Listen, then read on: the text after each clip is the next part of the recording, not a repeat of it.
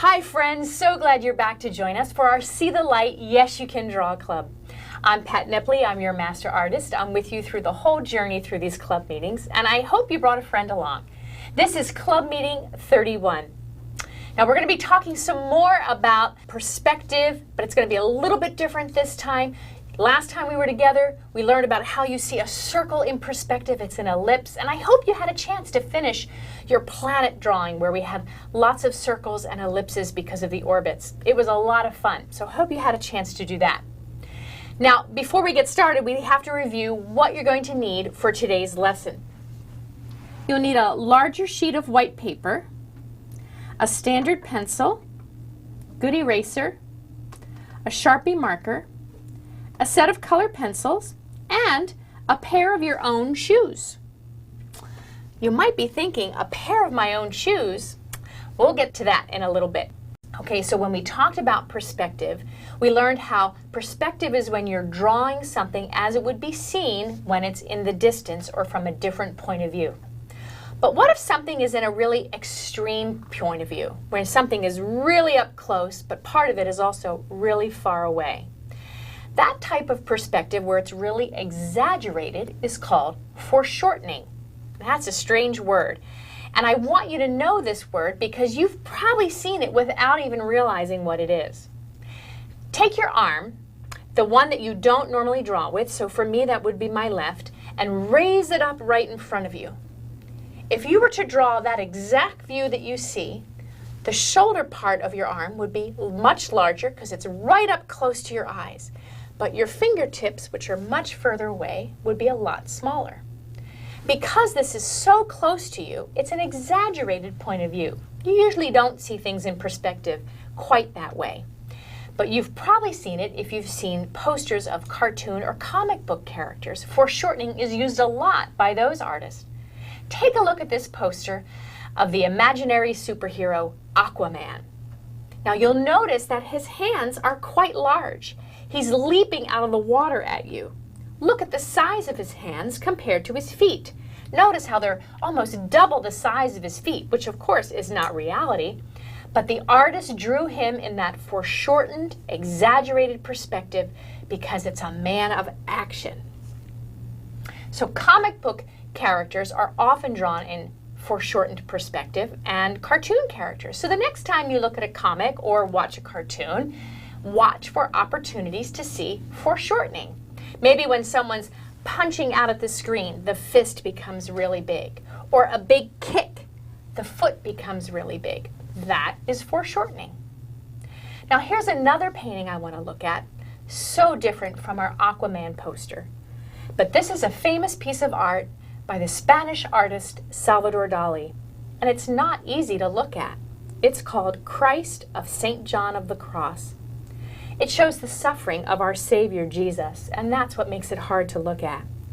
But look at how this artist chose to paint this most important moment in history. Not head on, but with an extreme point of view. Notice the foreshortening, how the top of the cross is so much larger, and you don't see the bottom of Jesus' feet. Yes, we're looking at that painting by Salvador Dali to understand foreshortening. But there's a much more important lesson when I look at that painting. I'm reminded of the suffering that Jesus went through for me, for all of us here on the earth. He died on the cross for our sins. And there's a great passage in Scripture I want to share with you from 1 Peter.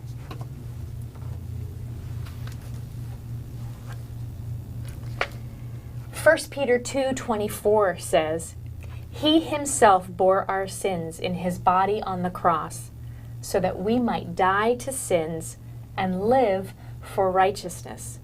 By his wounds you have been healed. That's a great passage, my friends. But it's not the end of the story. See, Jesus didn't stay dead on the cross. After he was buried, he rose completely and fully alive again. That's the Easter story, and I hope you know that story and you get an opportunity to read more about it in the Bible. And that's what I think of when I see that Salvador Dali painting, and I say, thank you, Jesus, for what you did for me. So now that you understand a little bit about foreshortening, it's an exaggerated form of perspective. How do you even get started to draw something with foreshortening? Well, you first have to decide what is the object that is going to be the closest and the largest in your foreshortened piece of work. So for the Aquaman poster, it was those hands when Aquaman was coming out towards you. So let's take a look at this skateboarder. So this, I wanted the skateboard to be the largest object to show the foreshortening, and the rest of the body would be smaller and above it. So I focused on this, and that is where you start, whatever the largest object is.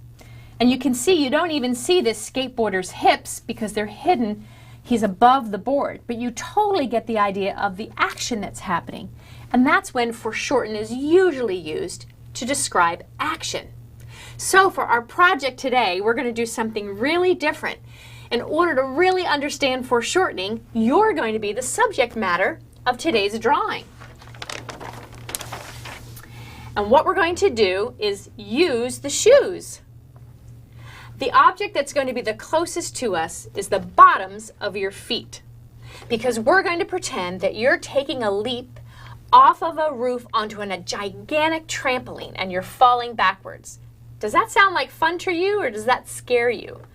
Well, I don't know, but this is just an imaginary drawing so that you understand foreshortening. And so if you're falling backwards, your hands and your feet will be up towards the viewer as the rest of you falls away. So this is what you're going to see first. So take a pair of shoes, and it's kind of hard to hold up two at one time, but the idea is that we're going to have the shoes be the biggest thing. There's a lot of detail on the bottom of the shoes. That's what's going to make this really interesting. You're going to look at your shoes and put the detail in that you want. So start with one shoe at a time. If I was falling backwards, even though this is the left side of my drawing, it's my right shoe. And so you're going to actually look at your shoe and draw what it would be like. I'm drawing the sole of my sneaker.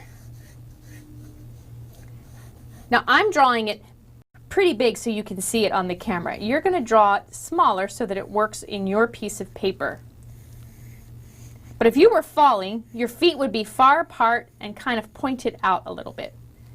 Now I'm just going to put in that basic shape. We'll come back with detail later.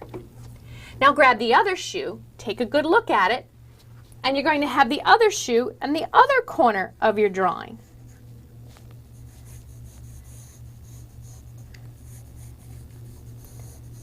So these are my feet, and I'm falling backwards. So these are the largest thing on our drawing in order to get the idea of foreshortened perspective. So once I have my 2 feet, now the next largest thing will be my outstretched hands, like, whoa, I'm falling. See what happens when you spread out your hands? You have 5 fingers, 4 fingers actually, and a thumb. And your thumb is more towards, like a horizontal line towards each other. And your fingers are spread out, with your tallest finger being your middle finger. So on this, I could actually trace my hands. For yours, it might be smaller. The idea is that you want the fingers spread out, like this. So you're going to have a hand up and close to your feet. And you're going to have your thumb and then your fingers. And we're not worried about accuracy here, friends. This is like a cartoon, so it's exaggerated. So your 4 fingers and your thumb, and they're going to be above the feet. So those are the largest items because we're doing extreme, exaggerated perspective of foreshortening. Now, because we're falling away, our head is lower than our hands and our feet, right? We're falling away from the roof. So our head is going to be up here to the top, but it's going to be much smaller, about half the size even of your hand. I'm going to get a darker pencil. So I'm going to put in kind of an oval for my head. That looks crazy. But that's because we're doing foreshortening. So now, before I can connect all these body parts together, I need to give myself kind of a basic skeletal shape as my structure. So from the bottom of this head shape, I'm going to just draw a line very lightly. I'm doing a little darker so you can see it on camera, but you're going to do it lightly. And you're going to go down to about the bottom of the hands. Now from there, I need to get to my feet because this is going to be the guidelines for my legs. Our legs go into our heel, so it's not in the center of the shoe, more towards the back. You're going to just draw a light line, like a V, towards the heel area. Very close to the chin, because you're tucked back, you're falling, we're going to make a horizontal line, not too wide, for the shoulders, because our arms don't come out of our neck, they don't come out of our spine, they come out of our shoulders. And you're going to do a curved line towards the bottom of your wrist. And another curved line from the shoulder to the bottom of the wrist. You can kind of see it coming together already, can't you? But because we're doing foreshortening, whatever's closest to us is really big, and then it gets smaller as it goes away. So let's just pretend that we have jeans on, and so we're going to have right by the leg, right by the foot that we did, an exaggerated, so it's wide and then gets much smaller, pair of jeans. Can you see it? And then let's just put a standard t-shirt on, so rounded shoulders, and you're going on either side of these guidelines with kind of a small shoulder, so it's just a line like this. And now we want to connect where our arms are much bigger here and get narrower there. Can you see how we're falling? This is exaggerated perspective called foreshortening. Now, if we were falling, we'd be pretty surprised, wouldn't we?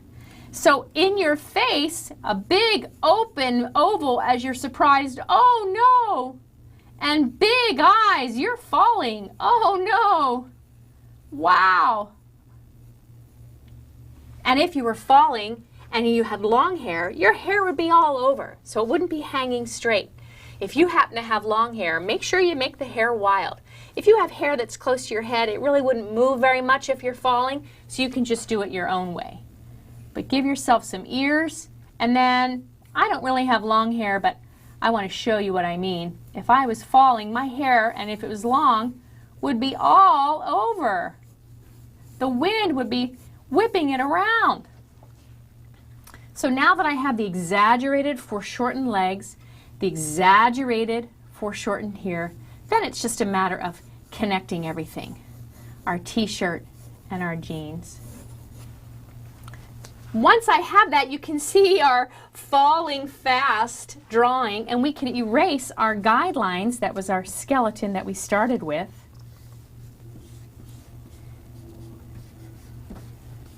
So erase the lines you don't need, and the rest of the drawing you can do in colored pencil. Before we get to our color pencil stage, you want to put in some detail. When something's up close, we learned this in our perspective series, you see a lot of detail. And this is where you can have the fun to put in the detail that's on the bottom of your shoe, even if there's a logo.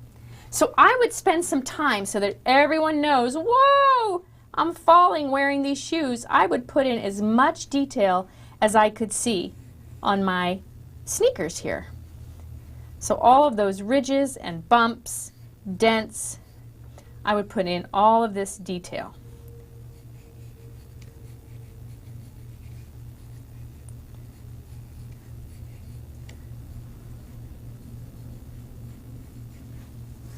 I would also put detail in my hands. Take a good look at your hand. There's lines in that palm. And some go in one direction and some go in another. And you know, your palm is not like anyone else's palm. We're so unique. But because I see all these crazy lines in my palm, and we're trying to exaggerate this foreshortening, put in the little lines that you see in your palm. Maybe the lines that you see in your fingertips, or a ring on your finger. Because when something is up close, you see that detail. So you can put in all the detail in the hands that you see. Just take a look at your own hand and put in that detail before you move on to your colored pencils. This is a great project that you can do with friends, that you just take off your shoes and you all do a drawing of extreme foreshortening where you're falling backwards. Just remember the rules about foreshortening. You decide the object that you want to be closest to you, and that will be the largest thing on your page. So in this case, it's the shoes. And then you can spend some time with your colored pencils putting in whatever details you want. Maybe even some things around you as you're falling, or the trampoline really small, way far away. Well, that's all we have time for, my friends. I'll see you next time.